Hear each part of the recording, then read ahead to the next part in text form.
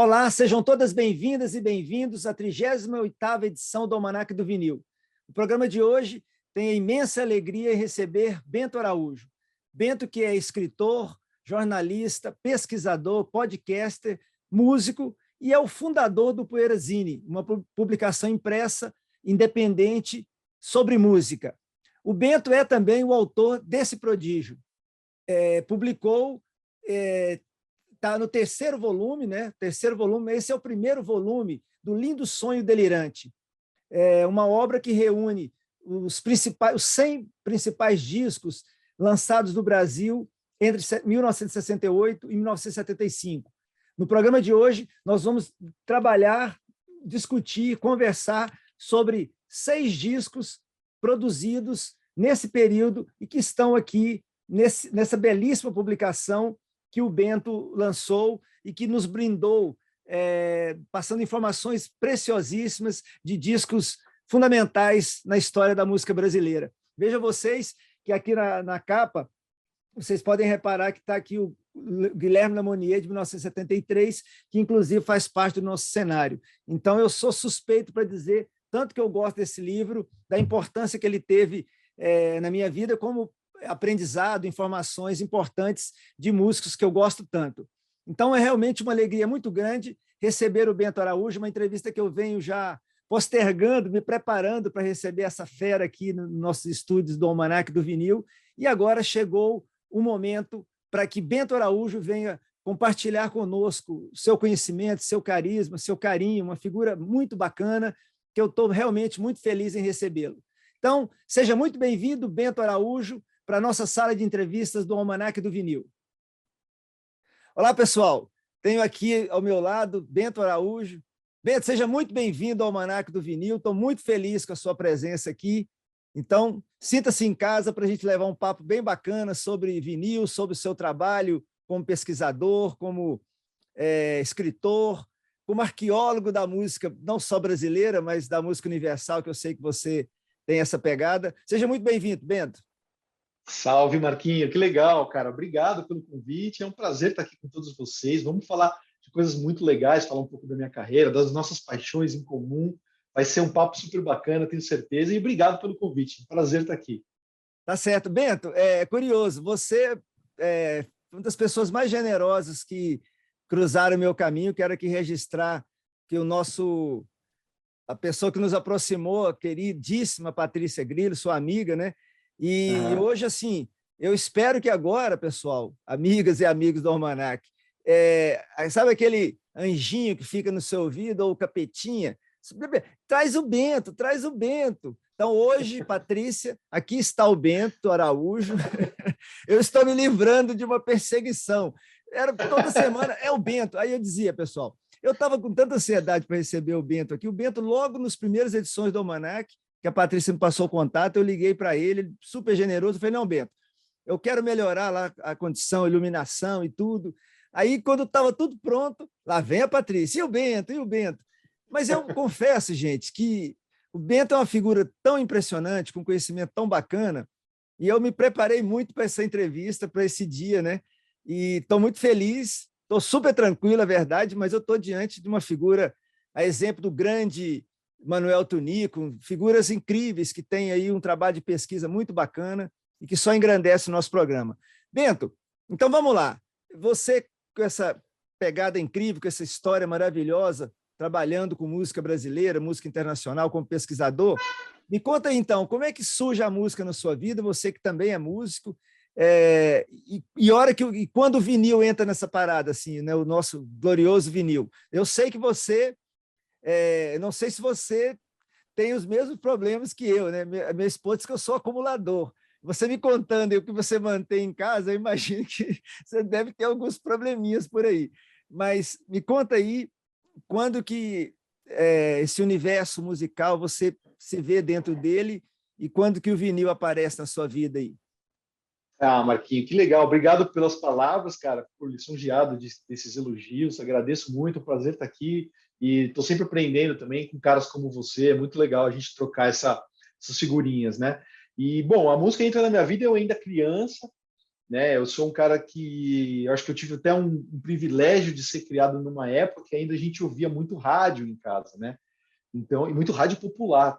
Então, eu lembro que eu crescia com a minha mãe, era o rádio ligado o tempo todo, isso antes dos discos, né, entrarem na minha vida. Então, era rádio ligado o tempo todo e na casa da minha avó também, né, o radinho, aquele radinho de pilha na cozinha, né, a minha avó e as pessoas que ajudavam ali fazendo comida, né, preparando o jantar, o almoço, e eu criança ali ouvindo a música popular o dia inteiro, música popular brasileira, no rádio, né? Então isso fez uma base muito interessante assim na minha formação, eu acho, né? E em casa, cara, a minha mãe, ela sempre foi muito ligada em música. Eu sou filho único, mas ela não tive nenhum irmão assim que me iniciou na música, mas a minha mãe, cara, ela via muita coisa de música na TV, por exemplo, né? Então, quando passava algum show, né, quando tinha alguns especiais ainda, aqueles primeiros programas de videoclipe, muito antes da MTV, né? A gente está falando aqui de começo dos anos 80, a gente assistia juntos, né, os vídeos e os clipes, então eu já gostava muito dessa coisa visual da música também. Eu tive primeiro contato também visualmente com a música através da TV aberta ainda, né? E, cara, e minha mãe era uma apaixonada, assim, por caras como Milton Nascimento, por exemplo, né, pelos mineiros, né, o Beto Guedes, o Lô Borges e tal. Então, eu já cresci com isso em casa. E o primeiro disco de música brasileira que eu vim a ter contato acabou sendo o Clube da Esquina, graças à minha mãe. Né? E aí vem o ano de 1984, 83, na verdade, as primeiras bandas de rock grandes, né? Começam a vir ao Brasil. O Queen já tinha vindo em 81 e foi meu primeiro contato com uma banda, assim, que a minha tia foi no show. Eu era muito criança, mas eu via na TV, né? O Queen, aquela coisa, o show passou na Bandeirantes, na TV Bandeirantes aqui de São Paulo. Cara, aquilo mexeu comigo, assim, né? Foi o primeiro contato com rock. E aí, em 83, vem o Kiss e o Van Halen, né, que já são bandas mais de rock mais pesado e tal, na escola, molecada falando, né? Eu ainda criança, mas sacando tudo aquilo. Em 85 veio o primeiro Rock in Rio, né? Janeiro de 85, primeiro Rock in Rio. E aí que eu compro o meu primeiro disco mesmo, que é o disco do Scorpions, né? A banda alemã, que era sucesso no Brasil e no mundo inteiro, com pelo menos 3 hits naquele disco, né? O Love at First Steam. Foi o meu primeiro disco que eu comprei, fui na loja, lá minha mãe me deu dinheiro, fui lá e comprei o disco e aí não parei mais, né? Aí na sequência veio o Bruce Springsteen, o Born in USA, meu segundo disco, e aí eu não parei mais e comecei também a comprar discos de música brasileira e comecei a gostar de música, né? Sem fronteiras, já desde moleque. Oh, que bacana! Poxa, Bento, que introdução muito legal. Agora você vai ter que falar a sua idade para a galera, porque eu fiquei tentando te localizar. Quantos anos você tinha no Rock in Rio, mas afinal, quantos anos você tem? Que ano você nasceu, Bento? Olha, eu sou de 76, do finalzinho de 76, dezembro, né? Então eu acabei de fazer 45 e eu comprei esse disco em 84, né? Então eu acho que eu tinha 7 anos. Eu ia fazer 8, né? Eu acho. Que bacana. Bento, eu acho tão curioso você falar do rádio na sua vida. Em agosto, eu farei 57 anos, né? Estou com 56. E eu fiquei, você falando do rádio, e eu falei, gente, o rádio, você ainda alcançou o rádio, né? Uma diferença nossa aí de 11 anos, né? Você falou 45, Bento, que você tem? Isso, Então, 11 isso. anos, né? Eu estou com 56. Eu achei muito legal, porque aqui no interior, né, do país, aqui em Goiás, Jataí, minha cidade, e era uma rádio AM, foi fundamental. Eu tenho falado sempre aqui no Almanac, mas eu acho o maior barato que você ainda pegou um momento bacana do rádio, né? E você, por favor, fala o nome da sua mãe, porque eu achei tão linda essa sua história, né? Sua mãe de ser essa referência via TV, né? Sacando as coisas legais da TV. Qual é o nome de sua mãe, Bento? A minha mãe é Carmen. O nome Que dela é beleza. Carmen. E o meu pai, Marquinho, que é o Martins Araújo, meu pai trabalha com rádio já há mais de 50 anos. Ele é radialista, né? Então eu cresci também no estúdio de rádio com ele, apesar da onda dele ser futebol, né? Mas meu pai é português, então tem essa coisa da colônia. Ele fez vários programas dedicados à colônia portuguesa no Brasil. Era mais do futebol também. Ele é comentarista esportivo também, né? Mas a minha mãe, pelo lado da música, né, me influenciou mais, e o meu pai pela comunicação, jornalismo, rádio. Eu cresci com ele ali no estúdio de rádio também. Que bacana, que bom que eu fiz esse comentário para você colocar essa história do seu pai. Eu que também fui muito fascinado por futebol, né? Nos últimos anos com esse mercantilismo absurdo, né, no futebol, eu fui dando uma distanciada, o nível técnico caindo, mas uma das memórias boas que eu tenho, eu até quero botar aqui para compor o cenário aqui do Almanac, o radinho que meu pai ganhou da minha avó materna em 68, quando a gente foi morar na fazenda. Eu tinha 3 anos de idade. Um rádio que me acompanhou, tem ele até hoje, papai me deu, ele morreu em 2014, porque foi vendo futebol e música nele. Então, esse rádio ele tem uma importância fundamental. Tê-lo hoje aqui em casa é muito importante. Agora, você contar dessa relação sua e seu pai dentro do rádio, né, fazendo programas esportivos, que maravilha, que começo maravilhoso. Quero ver o que eu vou virar com esse tempo nosso aqui, porque já começamos bem pra caramba. Então, vamos lá. Eu entrevistei o Silvio Passos, que você, claro que conhece, né? Produtor, fã do Raul, uma figuraça. Ele nos contou aqui no Almanac que ele começou com rock and roll meio que por aquela rebeldia juvenil, porque ele disse, porra, só dava MPB e Raul para todo lado, e eu queria contestar a família. Você naturalmente, a música brasileira chega depois na sua vida, embora você acabou de contar, né, que Garotinho ouvia com a sua mãe, mas você é o primeiro disco que você compra exatamente do Scorpions, né, com 7 anos. Como é que a música brasileira vai, como é que você sai do rock and roll do Scorpions e como é que a música brasileira entra nesse momento? Desculpa. É interessante, Marquinhos, essa fase da minha vida, assim, né? Porque eu sempre quis trabalhar com música, desde criança, né? Então, eu tinha uma banda, eu tocava guitarra, né? Tinha uma banda, eu queria que a banda fizesse sucesso. Meu sonho era viajar o mundo tocando rock, né? E, cara, eu percebi que no Brasil ia ser muito difícil disso acontecer, né? A banda acabou não dando certo, a gente investiu muito tempo, muita dedicação, mas acabou não dando certo. E aí eu falei, bom, como é que eu vou trabalhar com música? Fui trabalhar em loja de disco, cara, né? Que na época, né, aí a gente já está nos anos 90, eu já estou na minha adolescência, e, cara, a loja de disco, pô, na época era a nossa internet, né? Era nosso jeito de conhecer lançamentos, de saber o que estava acontecendo em termos de lançamento de disco aqui no Brasil, lá fora, conhecer gente legal, conhecer gringos também, né? Pessoas que vinham de fora para comprar disco. E foi nesse universo das lojas de disco que eu comecei a ouvir muita música brasileira, porque eu tinha que conhecer, né? Eu tinha que atender todo tipo de público. A gente vendia desde sertanejo até heavy metal, até música erudita e jazz. E eu comecei a ouvir de tudo. Comecei a aprender, me apaixonar por diversos estilos. E aí eu comecei a perceber também que nas lojas, principalmente em uma loja que eu trabalhava, que é a Nuvem 9, uma loja lendária aqui em São Paulo, vinha muita gente de fora, muitos produtores, músicos, DJs, né? Que quando esses caras vinham ao Brasil, eles iam na loja comprar discos de música brasileira. E o vinil estava super em baixa nessa época, né? Todo mundo jogando vinil no lixo praticamente, né? Na loja o pessoal vinha e encostava os discos de vinil no poste, assim, era tipo lixo mesmo. Era só CD na época, né? Que o pessoal queria.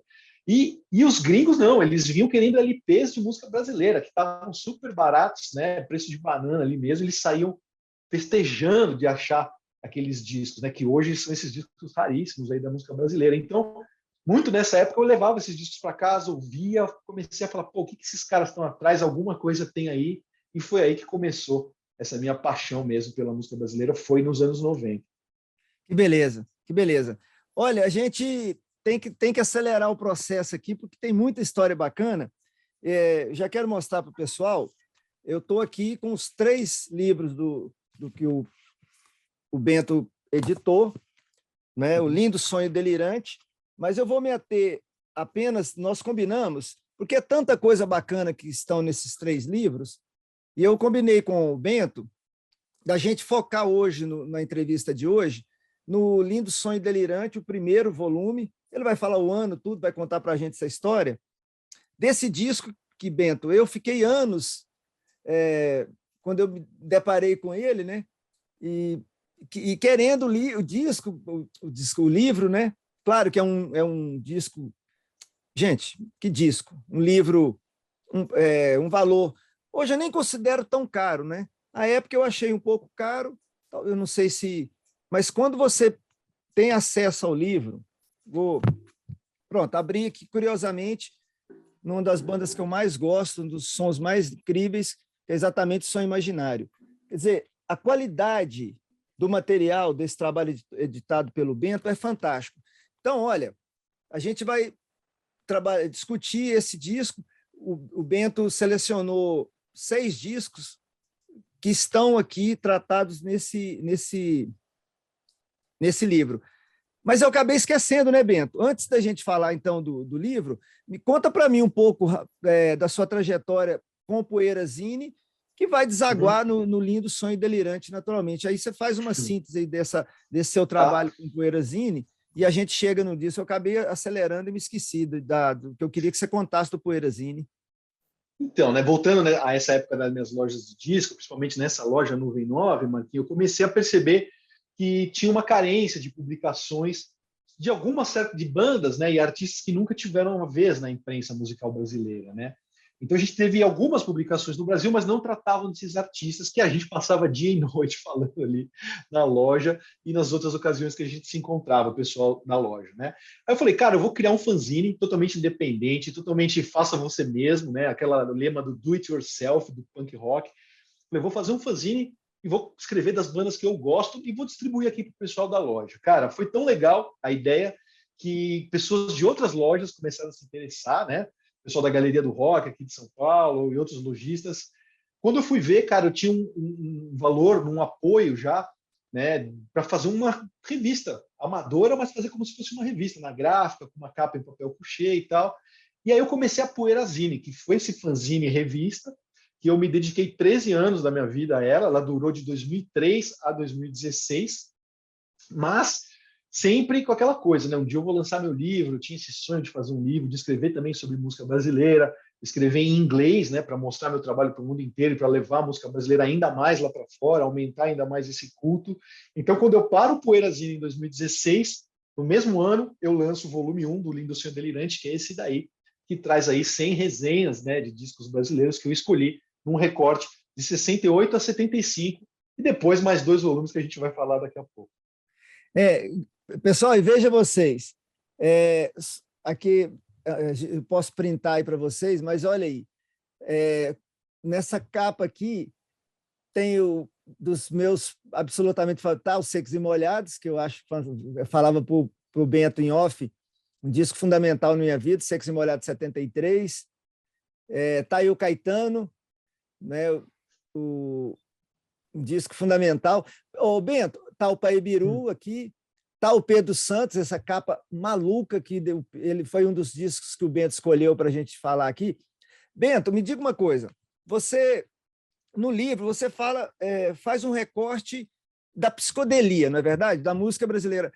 Você consegue falar para a gente um pouquinho, definir esse psicodelismo na música brasileira? Curiosamente, como a gente não combinou isso, e foi o maior barato eu abrir justamente no Sonho Imaginário, define essa parada dessa psicodelia, desse recorte que você fez, e aí aproveitando, falando do Sonho Imaginário, que não sei se você confirma essa informação, que eu li certa vez, se não me engano, é o Matança do Porco, que foi considerado pela crítica entre os 100 melhores discos de rock progressivo em termos mundiais. Se você confirma essa informação e faz esse recorte, explica esse recorte que você fez aí para editar essa belíssima e fundamental obra hoje na música mundial. E que o Bento falou, que é muito legal, português e inglês, né? Que é muito legal. Por isso que esse livro, mais de 40 países, né, Bento? Que esse livro chegou. Sim. Né? Isso é muito legal. Né? Tem o texto em português e inglês. Manda lá, Bento. Então, cara, um lance que eu sempre, quando eu parti para os livros, né, depois dessa experiência de 13 anos escrevendo a minha revista e também colaborando com jornais e revistas de música, né, do país, tal, eu acabei criando certos parâmetros assim de atuação, né, certas estratégias assim, Marquinhos. Então, assim, eu nunca curti essa caretice, sabe, da imprensa musical, do jornalismo musical, de tratar, né, os subgêneros dentro da música brasileira como as coisas sagradas e que a gente não pode se adaptar e mesclar e mudar. Então, eu sempre quis derrubar um pouco esses conceitos, né? Então, eu falei, bom, o que eu vou fazer? Primeiro, eu vou falar de música psicodélica. Tem muita gente que nem sabe que o Brasil criou alguns discos e músicas, né, psicodélicas, fenômenos que aconteceram a partir do final dos anos 60 na Inglaterra, nos Estados Unidos e no mundo inteiro, e o Brasil também entrou nessa. Né? Então, eu falei assim, então eu vou falar da psicodelia brasileira, que muita gente sabe, pensa que não existiu, ou os que sabem que existiu sempre fala, não, isso aí foi um delírio, foi uma coisa muito pequena, um subproduto, né? Aí eu falei, bom, vou começar na Tropicália. Quis cantar minha canção iluminada de sol, soltei os panos sobre os mastros no ar, soltei os tigres e os leões nos quintais. Né, que eu considero também um movimento psicodélico, aliás, o primeiro movimento também psicodélico do Brasil, juntando todos os mandamentos da Semana de Arte de 22, né, dos modernistas e tal. Eu falei, bom, o Brasil, fazendo a música psicodélica, ele continuou sendo antropofágico também, né, pegando essa explosão da Tropicália em 68. Por isso que o livro começa em 68 e vem embora. A minha ideia era trazer essa história até hoje. Né? Como eram muitos discos, muitos artistas para se falar, o que eu fiz? Eu falei, o primeiro volume eu vou parar em 75. Então eu paro exatamente quando sai o Paê Biru, finalzinho ali já de 75. É aí que termina esse primeiro livro sem discos. Então eu esgarcei muito esse conceito do psicodélico, né? Falei, o que eu posso chamar também de psicodélico? Falei, o Clube da Esquina. Se você quiser, eu danço com você no pó da estrada. Popoeira, ventania, se você souber. Polêmico, né? Dizer que aquele disco é psicodélico, mas ele também é. Né? Também tem influência de Beatles ali. Também tem muito, eles amavam Beatles, né? Todos eles. Também tem coisas ali que você ouve, alguns trechos que são psicodélicos também, né? Então, acho que eu posso colocar, e eu acho que chegou a hora de colocar mesmo, desgarçar um pouco desse conceito e amarrar essa história com esses 100 álbuns que eles se conversam entre si nesse sentido, né? Debaixo da bandeira ali da transgressão, da ousadia, e de fazer música muito peculiar e muito maluca, entre aspas, em plena era da ditadura militar, né?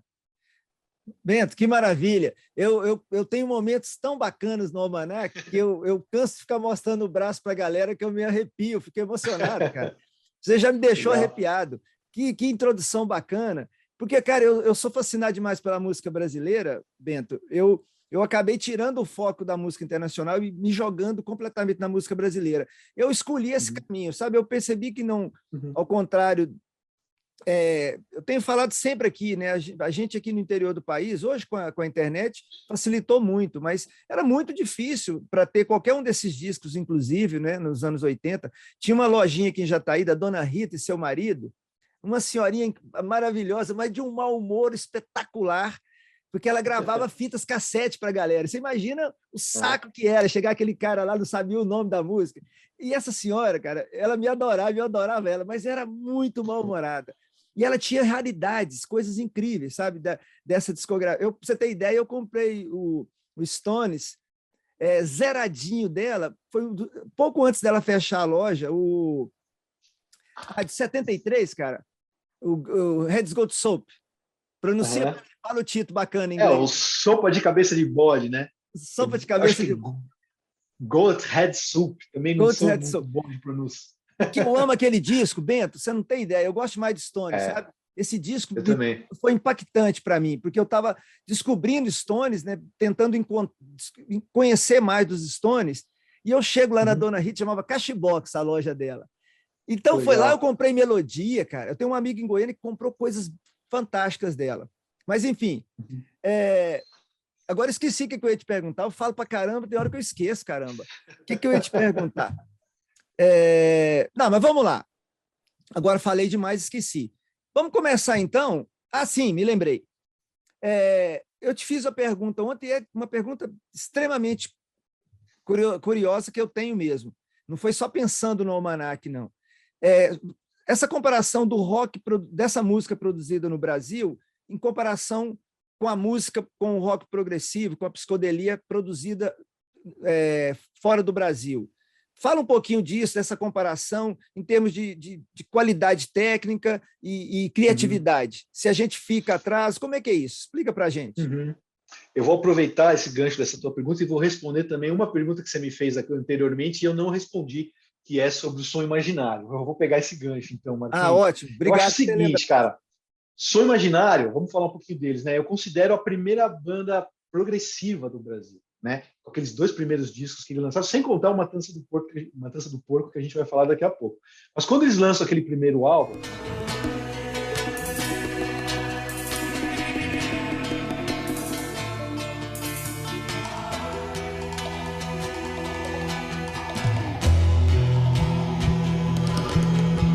né? Eu acho que é uma banda que já tem uma preocupação com a música, né? O que era um pouco raro dentro do pop, vamos chamar de tudo pop, né? Da música jovem brasileira, da época da música mais popular, né? As pessoas tinham muita preocupação, né, com o visual, com a interpretação, com como aquele material ia ser apresentado, mas eu percebo que o Som Imaginário, a preocupação deles era a música, a qualidade da música, a execução e a performance daquela música, tanto em disco como ao vivo, né? Então isso eu já acho uma quebra de um paradigma assim na música brasileira, né? Esses caras estão chegando com uma outra abordagem, não se preocupando com o lado comercial, mas se preocupando estritamente com a música, né? E aí quando a gente chega no Matança do Porco, né, o terceiro disco, que aí sim é um disco super progressivo, né, como você disse, considerado alguns dos melhores discos progressivos do mundo, e eu concordo.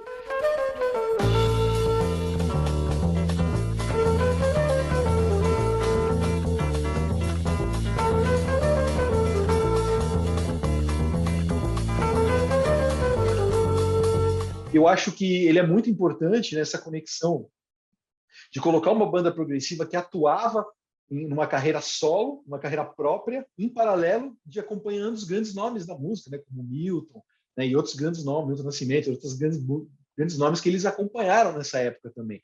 Então, isso cria esse rock progressivo brasileiro que também existiu, e aí a gente tem uma leva de bandas, né, que 73 para frente, ele aparecem no cenário, né, o Som Nosso de Cada Dia, Moto Perpétuo, Terreno Baldio, até o Casa das Máquinas, né, flertando com o rock progressivo, o Terço, que já vinha lá de trás, mas também faz discos progressivos incríveis. O Terço em 68, Bento, o Terço em 68, né? Curiosamente, também em 68, né? O primeiro disco do Terço é 68, não é? Acho que o primeiro do Terço já é 70, Marquinho. É, 70? É, aquele pelo selo Forma, né, que estão os três ali na frente, acho que é 70, se eu não me engano, velho. Ah.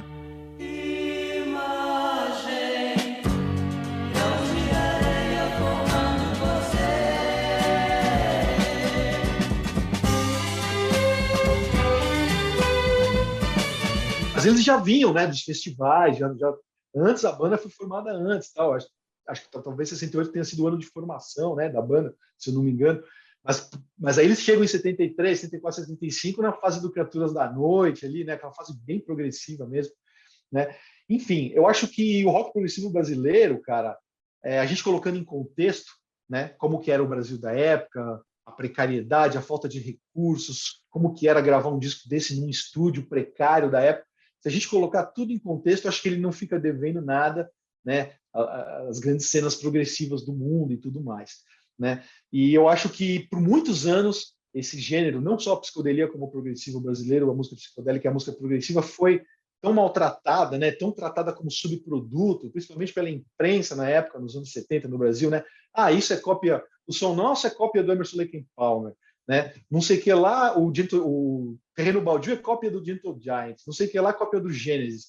Hoje, a gente olhando em retrospecto, reouvindo essa obra, a gente vê o valor inestimável que eles têm, esses discos, e como esses caras colocavam coisas da música brasileira lá, fazendo ainda essa antropofagia, exercitando o mandamento lá dos modernistas, que a gente já falou que os tropicalistas tanto fizeram, e para mim, na história da música brasileira, toda essa galera fez isso, no progressivo, na música psicodélica, no jazz, no fusion, enfim, todo esse cenário, na música folk também, né, brasileira, tudo no rock rural, tudo a gente pegou essa influência do primeiro mundo, né, deglutiu isso daí, misturou com o nosso gingado, com o nosso ritmo, com a nossa música, com a nossa harmonia rica pra caramba, com a nossa diversidade, e devolveu para os caras lá de uma forma muito bacana e continua devolvendo, né?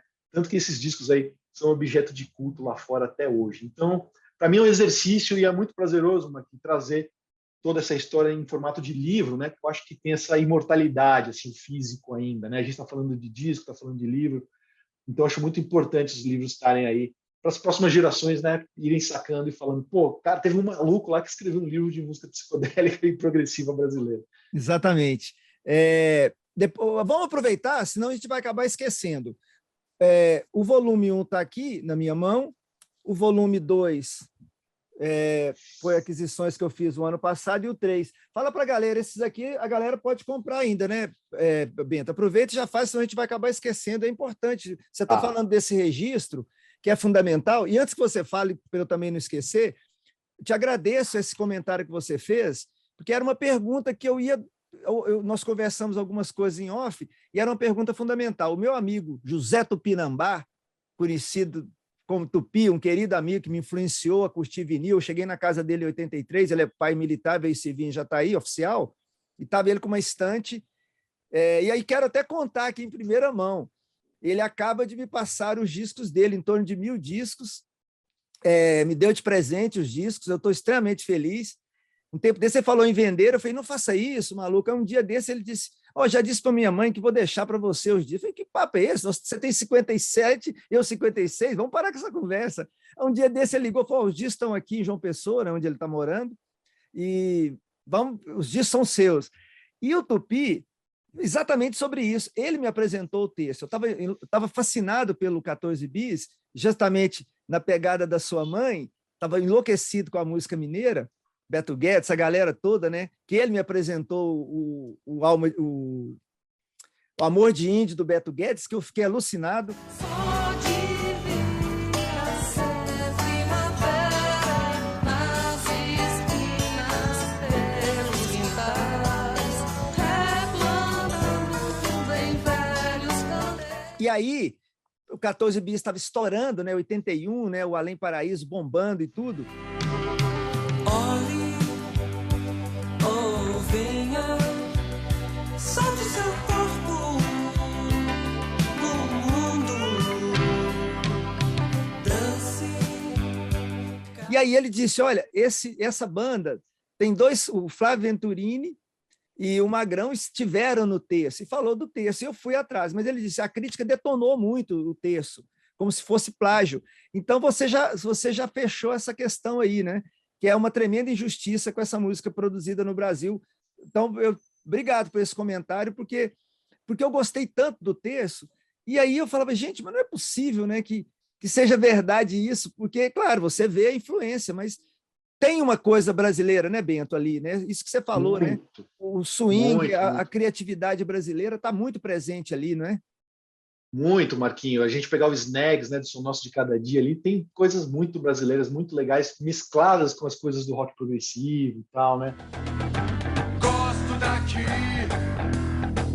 do cimento das coisas armadas que fazem subir, dos barulhos estranhos. Eu acho que essas bandas aí foram lendárias, assim, sabe? Acho que a gente tem que dar muito valor para elas. Maravilha. Bento, então vamos lá. Tá muito legal. Agora, traga para a galera aí, para as nossas amigas e amigos do Almanaque do Vinil, os discos que você escolheu para nos apresentar aqui, né, que saíram dessa joia, né, o Sonho Delirante, volume 1, dos 100 discos. Imagina a dificuldade que foi para o Bento escolher apenas 6 discos para trazer para a gente aqui. É um recorte, né? O livro está aí. O Bento depois vai falar que ele está pensando em reeditar esse livro, e eu espero que ele realmente faça, para mais pessoas terem acesso a esse trabalho fantástico do Bento. Mas manda aí, Bento, qual o primeiro que você vai tratar aqui com a galera? Eu queria só aproveitar, Marquinhos, que o papo está fluindo muito aqui, né? Você pediu para eu dar a dica dos livros, né? Só queria comentar rapidinho que o volume 2 e 3 continuam disponíveis no meu site, que é o poeirazine.com.br, né? Com frete grátis para todo o Brasil. E o volume 1 está esgotado, mas esse ano aqui a gente vai lançar a campanha de financiamento coletivo para fazer a reedição desse volume, né? Ele está esgotado, mas ele vai ser reeditado, espero eu, a partir dessa campanha, que em breve vai estar no ar.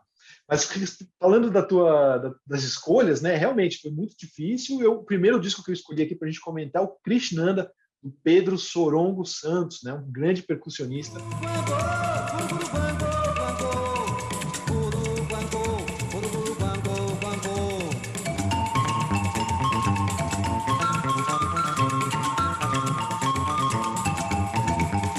Olha, o Marquinhos está mostrando, é um descasso, né? Um disco lançado em 1968 e representa muito uma característica dessa minha pesquisa e do culto, né, que os discos brasileiros vêm ganhando. Esse é um disco que ficou esquecido por décadas, né? Ninguém dava bola para esse disco, né? E de uns anos para cá, o pessoal fora do Brasil descobriu, né? E aí ele foi relançado e tudo mais. Mas é um disco que, na época, ele é um ponto fora da curva, totalmente, assim, né? Porque o Pedro Santos tem uma história incrível, né, cara? Ele é um cara que foi para a Segunda Guerra Mundial, foi defender, né? Eu fui com as tropas brasileiras para a Segunda Guerra, né? E, cara, ele voltou, né, um pouco traumatizado daqueles horrores da guerra ali e tal, foi trabalhar de porteiro na rádio, acho que a Rádio Tupi, no Rio de Janeiro, se eu não me engano. Ele começou a conhecer artistas, né, músicos, cantores, artistas, intérpretes, e começou a ter contato com essa galera através desses caras que iam lá na rádio. E aí, cara, ele começou a tocar e começou a ser percussionista, né? Começou a montar, criar instrumentos, né? Inventar muitos instrumentos e começou a acompanhar alguns desses nomes, cara. Chega em 68, ele grava esse disco, né? Solo, que foi totalmente incompreendido, né? Com sons totalmente diferentes, né? Que ele tirava desses instrumentos que ele criava. Então, é um disco que hoje a gente escuta, a gente fala, nossa, isso aqui parece música eletrônica, parece que tem efeitos eletrônicos aqui, mas não. São efeitos tirados de instrumentos percussivos que o Pedro Santos criou, né? O sorongo, né? Ele era conhecido como sorongo. O sorongo até virou o ritmo dele também, que ele também criou. E ele, cara, tem coisas ali que você escuta e você fala, nossa, isso aqui parece afrobeat, parece música africana, parece o que o Fela Kuti viria ali a fazer no comecinho dos anos 70 para frente, né? E o Pedro Santos estava fazendo esse som em 68 no Brasil, sem contar essa capa maravilhosa que ele também criou, ele desenhou. É isso que. Fala um pouquinho da capa, porque eu estava aqui olhando. Cara, artista parece um manual, né? de biologia marinha, alguma coisa assim. Eu acho essa capa absurda, Pedro. Eu estou chamando o Bento de Pedro o tempo todo, porque eu sou tão fascinado por esse disco. E aí e dos que ele trouxe aqui do que vai apresentar para a gente aqui, pessoal, eu só tenho o Pedro Santos, né? O Chris Nanda, né, o nome do disco. Mas fala dessa capa espetacular, Bento.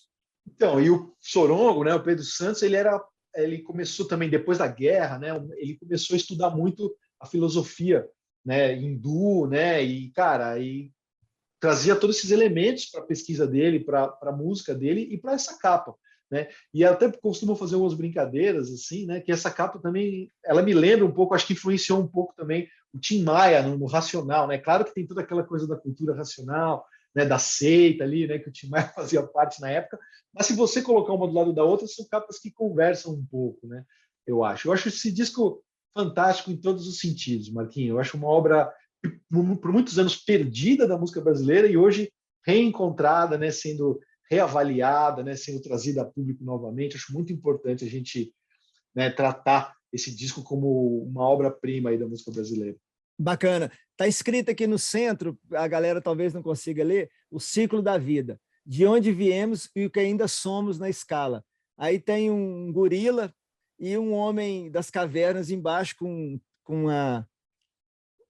esqueci um instrumento de dar porrada, que me fugiu. Tacape. Um tacape aqui, um tacape aqui nas costas. Muito legal. Mas tão bom. Olha, bom demais você falar desse disco, ele é fundamental, né? É importante demais esse seu trabalho, exatamente por isso, né? Tirar a poeira da parada, né? E botar né, para rodar e para circular. Muito legal. Claro que você tem consciência também que o seu livro, também esses discos hoje custam muito caros, por sorte esse disco foi reeditado, e inclusive tem o texto aqui do Cassim, que eu gosto mais do Cassim, né? E quando eu vi aqui o texto do Cassim falando sobre o disco, eu falei, cara, se esse disco impactou o Cassim, não precisava nem pensar duas vezes e comprar o disco. Mas acaba que o seu livro, como foi lançado no mundo todo, e esses DJs todos ligados, acabou contribuindo também para inflacionar muito esse mercado. Claro que não foi o seu livro, já existe um mercado internacional que você conta aí.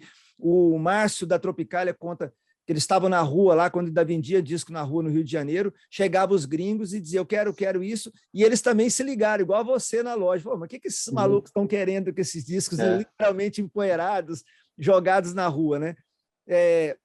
E o seu livro é uma referência e também ajudou, né, Bento, a discos que não valiam grande coisa e hoje valem uma fortuna, né, Bento?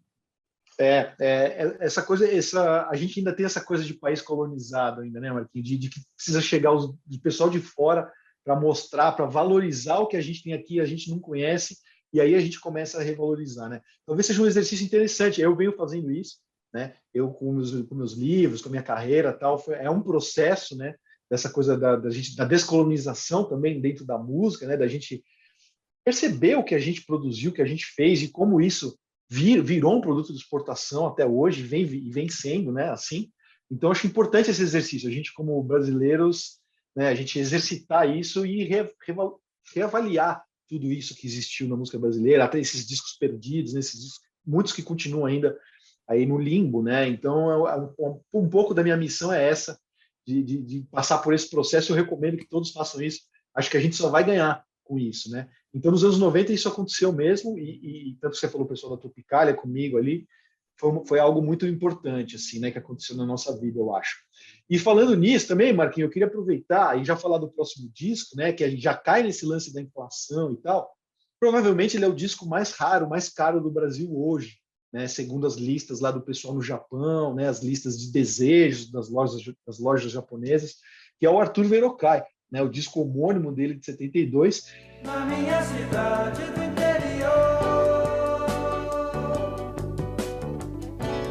tudo que chegou, chegou de trem. Minha mãe olhava. É talvez o disco mais procurado, porque o Verocai ele foi sampleado por um rapper norte-americano, né, que, cara, vendeu milhões de downloads, de acessos pelo streaming de discos e tal. Então, muita gente começou a samplear, começou a chamar o Verocai para trabalhar, para produzir os discos, para fazer os arranjos, né? Ele já era super fera nisso. E o que eu relaciono do Verocai com o Pedro Santos é isso, né? São discos que na época foram incompreendidos muito por preconceito, porque no caso do Pedro Santos, ali em 68, pô, um percussionista lançar um disco solo, no caso do Verocai, né, em 72 já, pô, um arranjador, um maestro, né, lançar um disco solo, na época a música brasileira ainda tinha espaço assim no mainstream, né, muito para os intérpretes, para os compositores, né, para os artistas, solo. Então, você pegar um percussionista, um arranjador, lançar disco solo, já tinha um preconceito de, cara, isso aqui não vou nem ouvir, não vou perder tempo com isso aqui. Né? Então, eu faço essa conexão do Arthur Verocai com o Pedro Santos, nesse sentido, né, de que foram artistas que lançaram seus discos na época, foram incompreendidos muito pela questão do preconceito, por um ser percussionista, outro ser arranjador, maestro e produtor e tal. E, cara, discos que ficaram esquecidos, que esses próprios artistas tinham vergonha de mostrar esses discos na época, né? E hoje são cultuadíssimos, estão entre os discos mais caros, mais raros, mais procurados no mundo inteiro da música brasileira.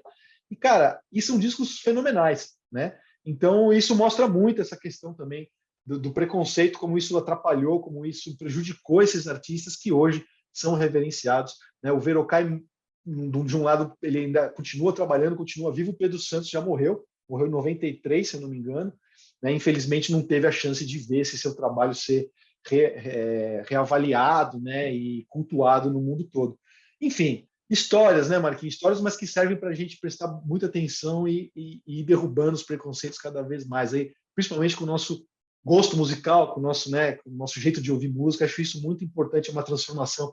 Eu gosto muito de passar para as pessoas através dos cursos online também que eu venho dando, das palestras, né? Então, para mim, isso é uma missão. Bacana. Ô, Bento, tem uma história. Você sabe, a gravadora do Verocai, desse de 72, esse icônico disco, é a mesma gravadora dos Secos e Molhados, não é verdade?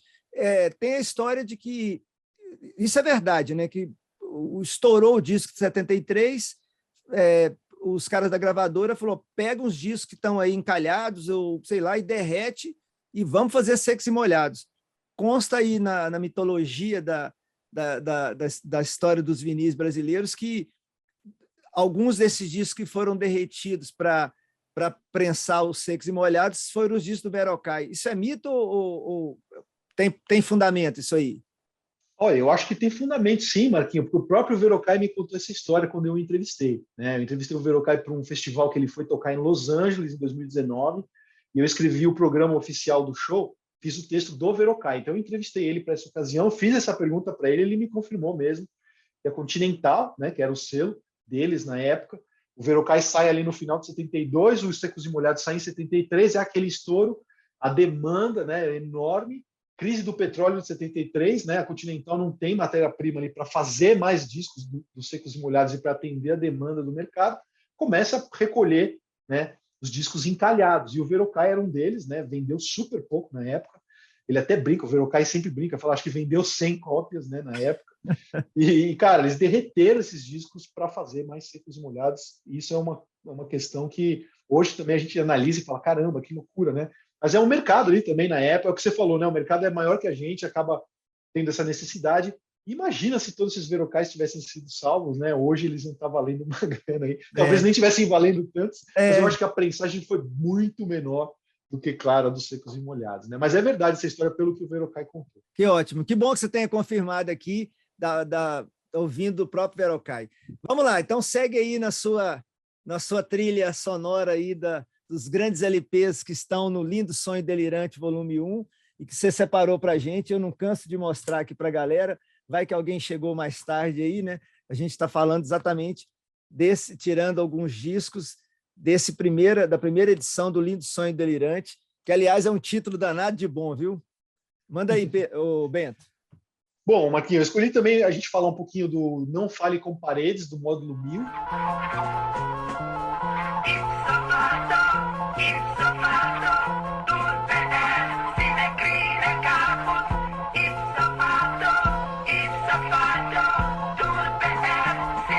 Que é uma banda carioca que apostava num som também psicodélico, um som pesado, num hard rock ali, baseado muito no que aquelas bandas, o Black Sabbath, o Led Zeppelin faziam na época, né, o Deep Purple também.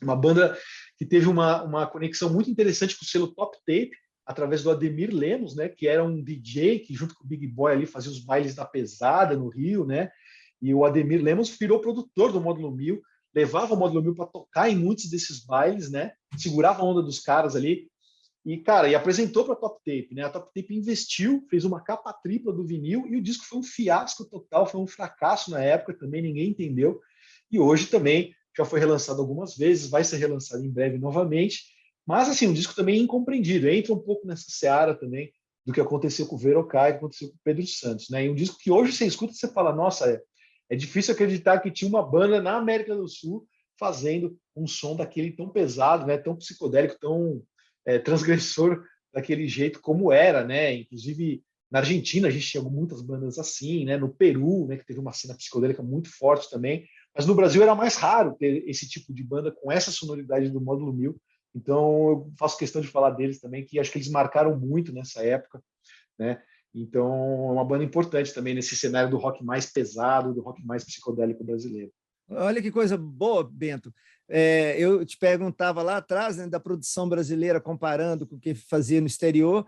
Você já tinha dito que é um preconceito, né, é uma coisa do colonizado, né, achar complexo de inferioridade. E está aí o Módulo 1000, que é sensacional, né? Lamentavelmente eu não tenho esse disco, mas eu vou ter acesso a um reprise, porque tem alguns discos que eu quero muito ter, por gostar muito, né? E esse disco do Módulo 1000 é sensacional, e essa contextualização sua aí, mostrando a pegada criativa, né, a sonoridade deles, comparando com produções, inclusive latinas, né, latino-americanas. Muito legal, Bento. Tá com você. Você toma conta agora, se quiser apresentar. Marquinhos, que legal. Eu queria muito falar também do Carlos Walker, né, que ele lançou A Flauta de Pan, em 1975, é um disco também que eu adoro. Ele nunca olhou pelos veios da pedra que o muro do porto esconde navios. Ele nunca enfrentava o sol. Um disco que ele me fisgou na época, assim, porque ele começa com uma pegada meio folk, né? Parece que a gente está ouvindo um folk britânico ali, né? Uma banda ali naquela pegada do Fairport Convention, do Pentagon, né? Que é uma banda que eu adoro também, né? Do Incredible String Band. Me lembra muito essas bandas folk inglesas, né? Britânicas, que eu adoro, dos anos 60. E o Walker com aquela voz dele, né?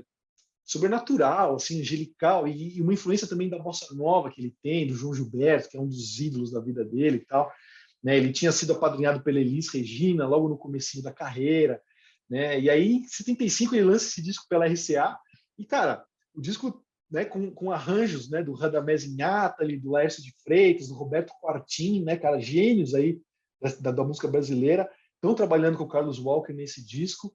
E eu acho um disco também que ainda não foi relançado, né? Eu acho que a gente está perdendo muito com isso, desse disco não ter sido relançado.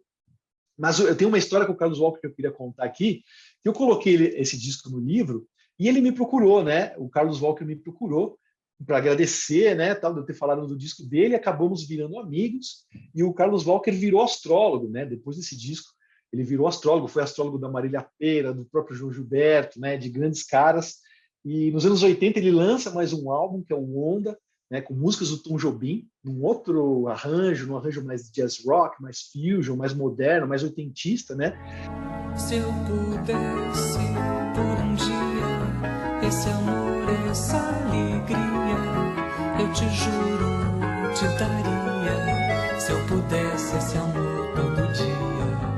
Então, assim, tem uma carreira esporádica na música, mas é um cara que me procurou, a gente virou amigos, né? Viramos amigos, grandes amigos.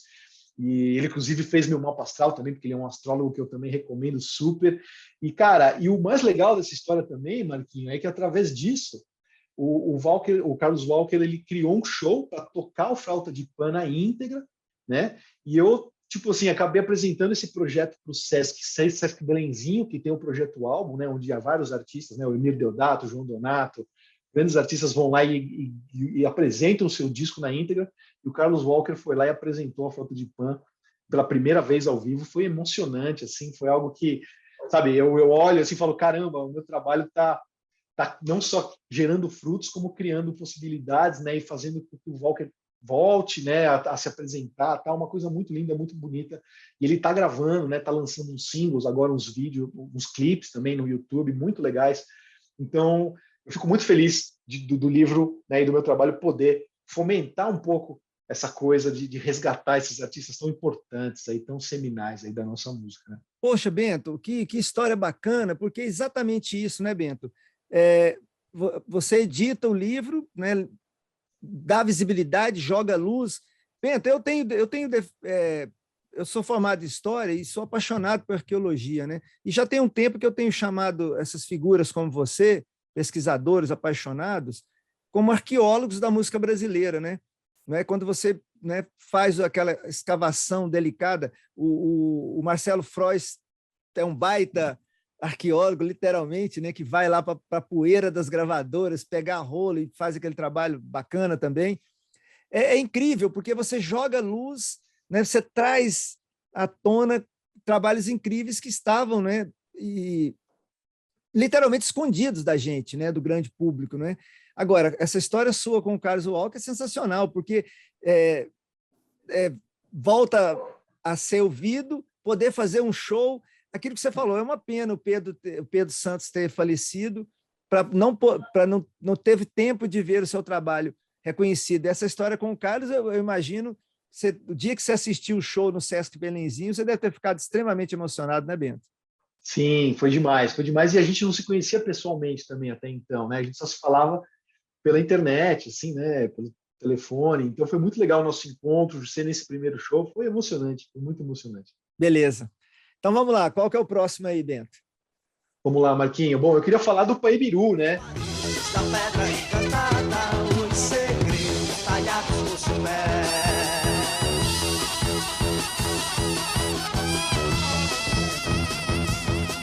Um cacique de pele colorida. Ó, até separei aqui. Esse é um disco mitológico, né, da música brasileira também. O pessoal pergunta, né, pô, para você, Bento, qual que é o maior ícone da música psicodélica brasileira? Para mim é esse cara aqui, o Lula Cortes, né, que gravou esse disco junto com o Zé Ramalho, né, lançado ali em 75, Marquinhos. E é um disco duplo, né, baseado nos elementos da natureza, os elementos clássicos aí da natureza, né?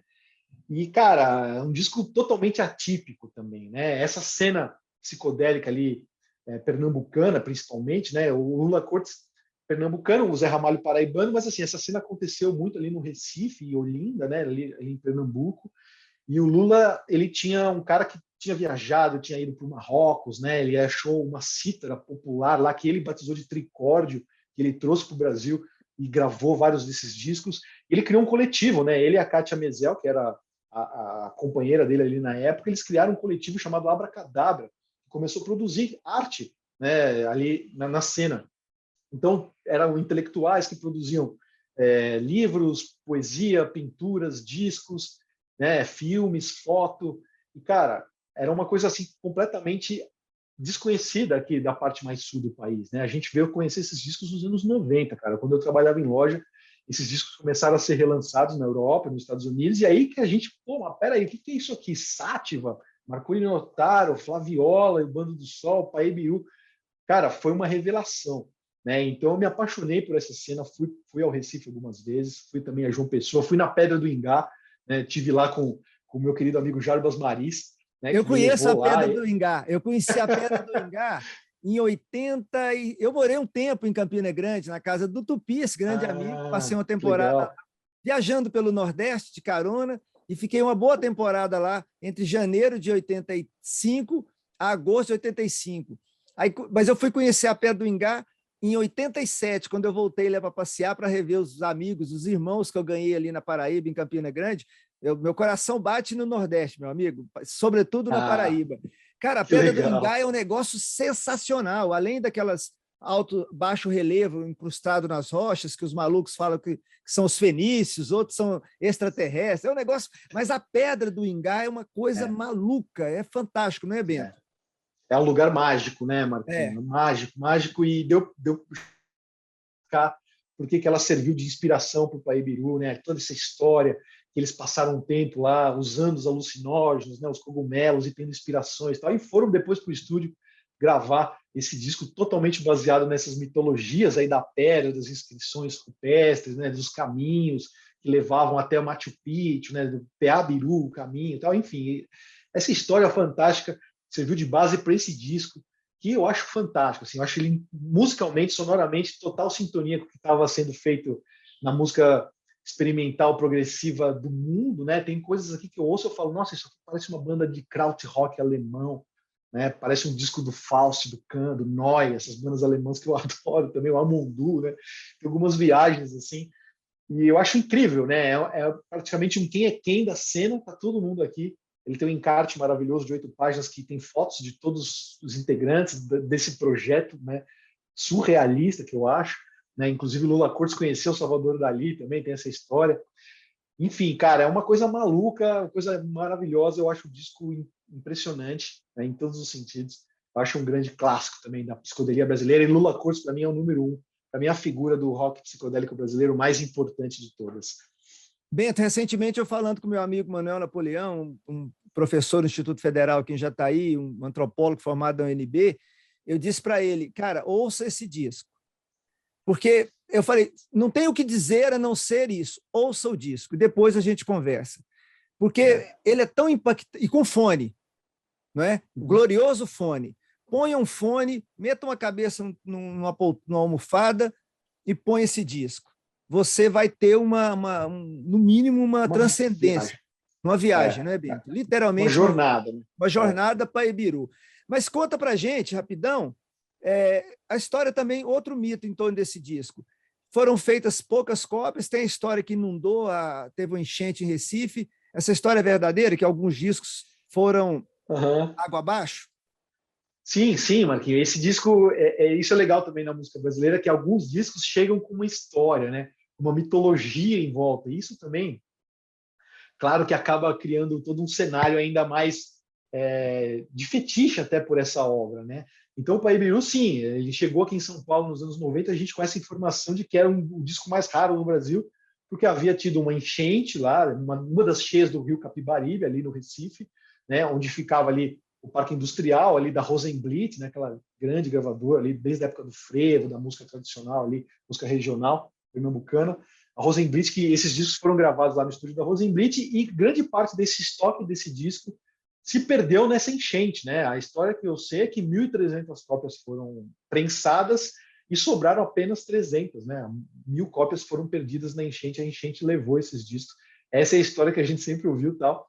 E cara, claro, que criou todo esse mistério, né? Nossa, que história maluca, tal. Deixa eu ouvir o disco. Mas quando você ouve o disco, a história acaba, na minha opinião, ela acaba sendo só relevante, porque a música é muito maior que tudo, né? O que eles fizeram aqui nesse disco, que Lula Cortes, Zé Ramalho e toda essa galera fez, nossa, não tem explicação. Não tem explicação. Grande frase, não tem explicação. A gente está avançando no tempo e você ainda tem os discos para falar, mas eu tenho que fazer uma pergunta que recentemente me surpreendeu e eu creio que o público do Almanac do Vinil não pode perder essa oportunidade, já que o Bento acaba de dizer que o Lula Cortes é o cara fundamental para ele nessa pegada psicodélica, né? Então, me diga, Recentemente me disseram que o disco Rosa de Sangue dele é o disco mais caro hoje nesse mundo maluco do capitalismo, né, que transformou certas obras em vinil em coisas absolutamente valores estratosféricos. Eu achei aquele surpreendente. Eu não sei se foi o Manuel Tunico ou que me contou a história. Você poderia contar para a gente se você sabe a história, por que o Rosa de Sangue é hoje o disco mais raro, até mais caro do que o próprio Paebiru? Você sabe a história? Dos inimigos temos medo ou revolta, de quem nos ama temos todo. Então, Marquinho, eu não estou muito por dentro dos valores. Assim, não, né? Sem o valor. Não, você Tá, mas independente do valor, essa informação você confirma que é um dos discos mais caros, é mais caro do que o próprio Paebiru, por que ele se tornou tão raro? Então, ele é muito raro e procurado e caro, assim, eu acho que no Brasil, né? Eu acho que lá fora o Verocai deve valer mais, porque essas questões de ter sido sampleado e de ter muito pessoal lá fora que está atrás desse disco, né? Então, eu acho que o Verocai atualmente é o mais caro do Brasil, no mundo, mas o Rosa de Sangue aqui no Brasil ele é muito raro, muito procurado também. Lá fora também, é claro, mas eu acho que porque tem aquela história. Vamos voltar aqui às mitologias, né, dos Exatamente. álbuns, né? Eu quero arrancar a mitologia para você contar para a galera aqui.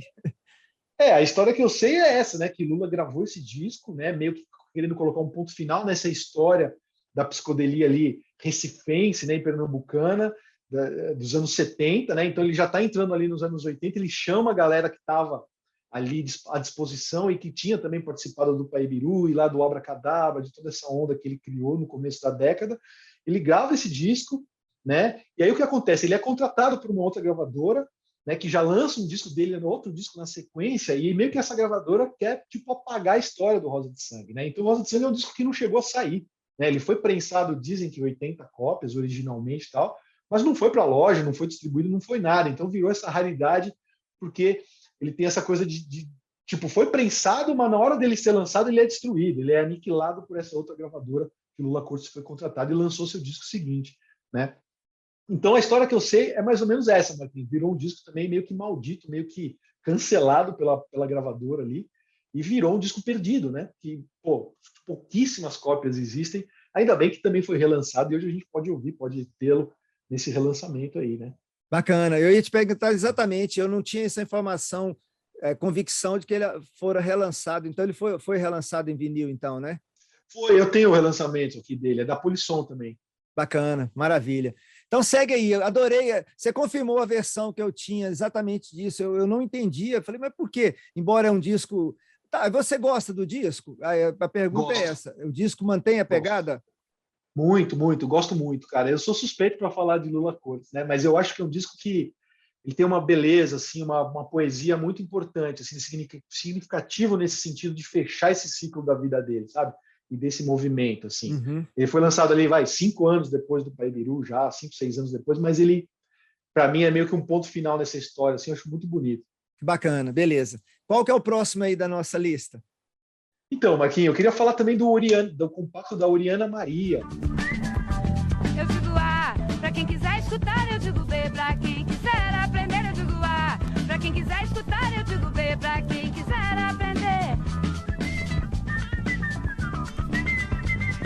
A Ana Maria Vale, né, também figura lendária aí da música brasileira. Ela era casada com Marcos Valle, né, chegou a morar com o Marcos ali nos Estados Unidos no final dos anos 60, e depois ela volta ao Brasil e começa a flertar muito com a contracultura brasileira, né, com o movimento hip e tal. Ela participa de uma banda chamada Rock Ebó, que não gravou na época, não deixou registros, mas que fez um auê ali, né, na cena cultural, no underground carioca, principalmente.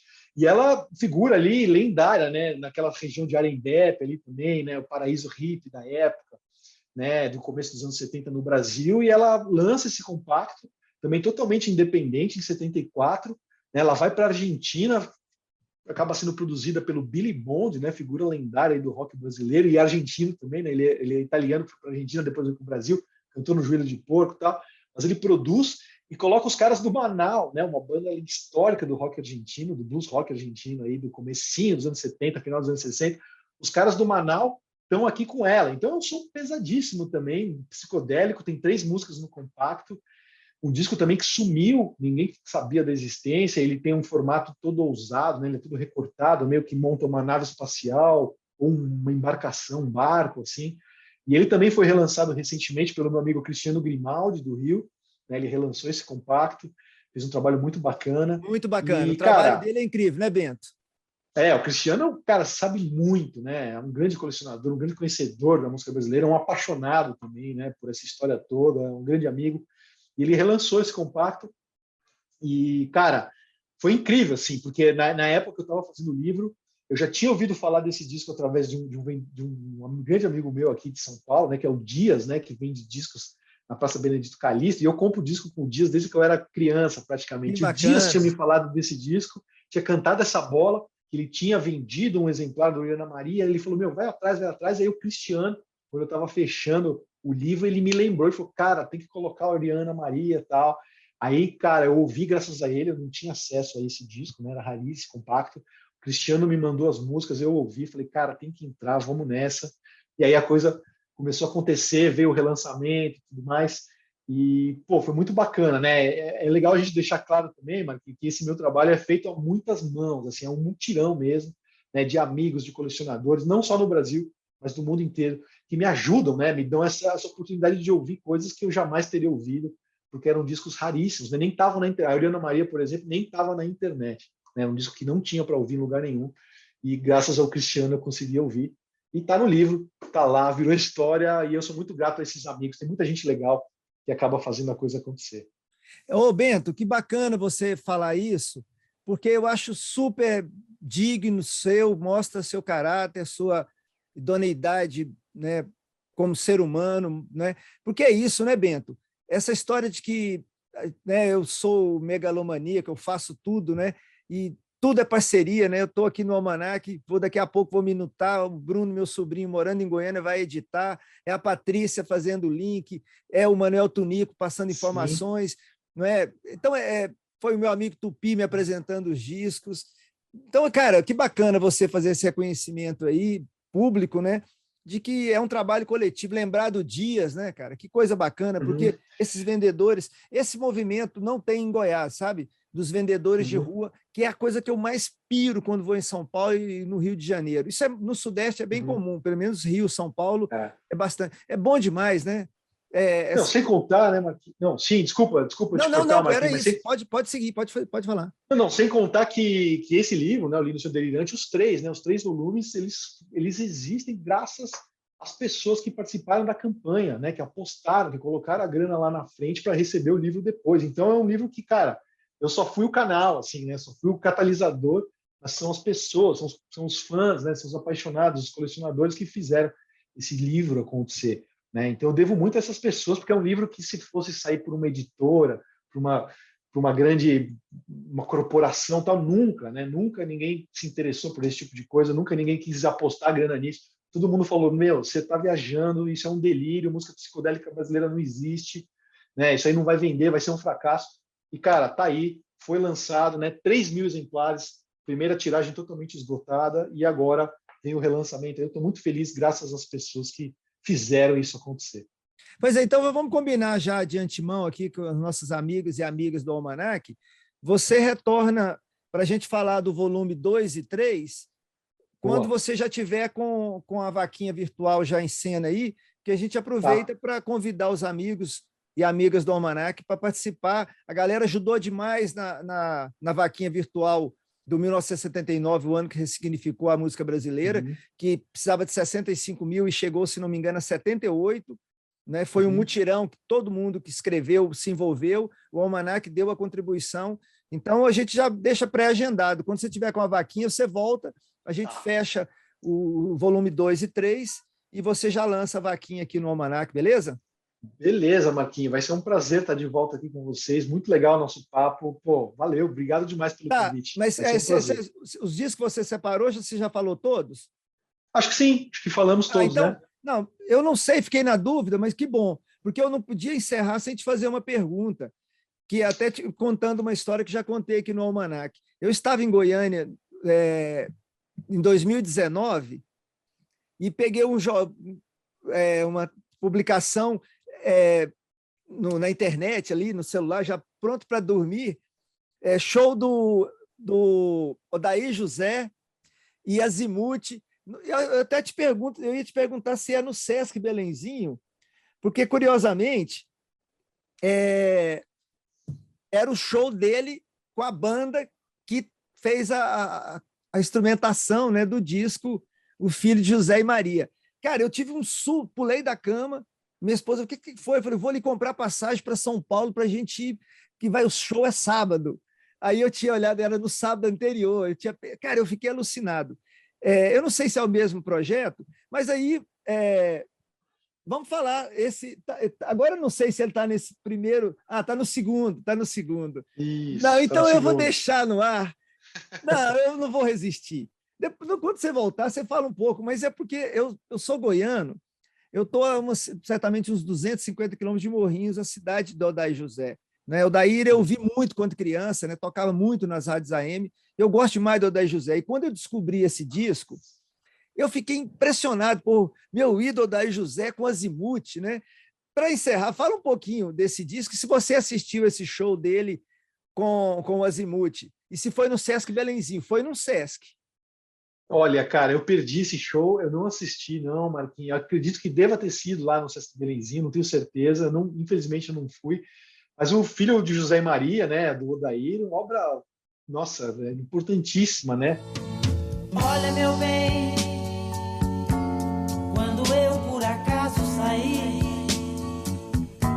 tranque a porta do seu coração e não abra pra Um disco que, foi considerado meio ópera rock, aí o próprio Odair vinha na imprensa falar que não era uma ópera rock na época e tal, mas é um disco totalmente diferente também de tudo que estava sendo feito ali na época e que traz essa sonoridade dos anos 70, né? Esses timbres, né, do rock progressivo, do jazz rock, do fusion, essa coisa que o Azimuth fazia muito na época, feras, né, dos estúdios e dos palcos, né, cara? Um disco também apaixonante, né, que até hoje a gente ouve, a gente fala, nossa, olha essa história, né? Olha só. E aí, que bacana. Então, agora, não estou te cortando, não. É porque eu adorei a nossa conversa, você falando da mitologia. Aí, quando você voltar ao Almanac, para nos prestigiar novamente com a sua presença maravilhosa, com tanta informação bacana, com esse encantamento. Bento, eu acho legal demais ver no sua expressão, no seu sorriso, né, o encantamento com esse trabalho, né, que eu fico muito emocionado, assim, diversas vezes ao longo do nosso papo, né, de arrepiar mesmo, né, aprendendo com você coisas novas, mas aí quando você voltar aqui, você conta a mitologia do Filho de José e Maria, que também tem uma mitologia boa pra caramba. Eu já dei uns spoilers aqui, mas eu quero ouvir de você a versão. Olha, Bento, então, por mim, está tudo certo, a gente pode encerrar por hoje a nossa conversa, já deixando já pré-agendada a sua volta, dizer para você, Bento, que foi assim muito aguardada a sua vinda. Eu confesso que eu brinco, eu fugi de você igual o diabo foge da cruz. Porque, cara, essa sua publicação me assustou um pouco, né? Eu falei, você pode entrevistar o Bento, né? E aí eu quero contar para a galera que isso é pura verdade. Nós estamos gravando hoje, 3/2, são 10h33 da manhã, marcamos. Só que estava gravada para anteontem, às 10 da manhã. Liguei a câmera e deu um perdido no Bento. Falei, Bento, olha, eu preciso de mais um tempo e tal. E acabei que não fiz nada do que eu combinei com ele, voltei do mesmo jeito. Mas é isso, eu fiquei tão feliz. E hoje de manhã, quando eu acordei, falei, que bacana, né? Hoje vai ser o papo, né? Porque a gente ficou falando em off na terça-feira, né? E conversamos, eu falei assim, se tivesse ligado a câmera, estava com o programa pronto, né? Mas já foi legal. Valendo, né? Mas eu amadureci algumas questões de lá para cá, então foi muito legal, viu, Bento? Olha, muitíssimo obrigado. Quero te ver de volta. Então, para encerrar a minha parte, você se despeça da galera e fala da assinatura do seu podcast, que eu sou uma das figuras que ajudo, faço questão muito antes de te conhecer. Quando eu entrei um dia na internet, encontrei o trabalho, não fazia ideia. Inclusive, eu não associei no primeiro momento, Bento, que era você do Lindo Sonho Delirante. Depois que eu entrei lá, que a Poeira Cast e tal, você vai explicar para a galera, e se quiser divulgar esse trabalho, que eu contribuo com R$ 20, é pouco, mas eu até quero criar para o Almanac, né? Porque esses R$ 20 que pode ser pouco, eu acho que é pouco, mas eu sei que para você ajuda demais. Então, manda ver. Muito obrigado pela sua presença, Bento. O Almanac, Pô, Marquinho. muito grato, viu, velho? Legal, cara. Obrigado pelas palavras, pelas emoções aqui que vivemos juntos. É muito legal mesmo poder trocar essa ideia contigo e trazer isso aqui para o seu público, né? O pessoal do Almanac. Muito legal estar aqui, cara. Parabéns também pelo seu trabalho, importantíssimo. Toda a força aí para você seguir mais esse ano, mais essa temporada. E, cara, o PoeiraCast, sim, é um podcast que eu faço já há 13 anos, né? E sou eu, o José Damiano, o Ricardo Alpendre e o Sérgio Alpendre, né? Essa galera que estava comigo lá na Nuvem 9, nessa loja que eu trabalhei antes da Poeirazine ainda. Então é o papo da loja de discos que a gente transformou num formato podcast. E o PoeiraCast é um dos mais longevos aí do Brasil, né? De música, né? 13 anos de estrada, mais de 450 episódios no ar. Então todos esses episódios podem ser conferidos no site da Poeirazine, que é o poeirazine.com.br. Quem quiser ajudar a fazer parte da campanha de financiamento recorrente, é só entrar no catarse.me/PoeiraCast, é o site de financiamento coletivo que a gente mantém, e você, né, dependendo do seu apoio ali, você pode escolher algumas recompensas, como gravar o programa com a gente, mandar o seu áudio para a gente colocar no ar. Então, é só entrar lá e analisar as recompensas, escolher a melhor forma e fazer um pouco de parte dessa história. E vai ser um prazer para a gente ter mais apoiadores lá no PoeiraCast, poder manter esse podcast aí que há 13 anos está na estrada, falando de música brasileira, de música universal também.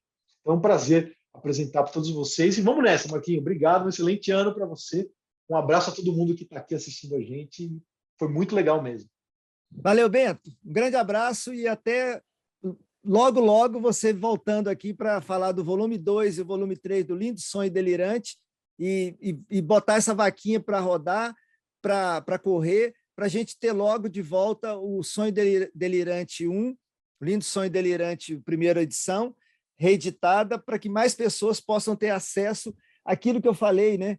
Que eu acho primoroso, né? A qualidade, não só as informações, mas o critério de gráfico, que é espetacular.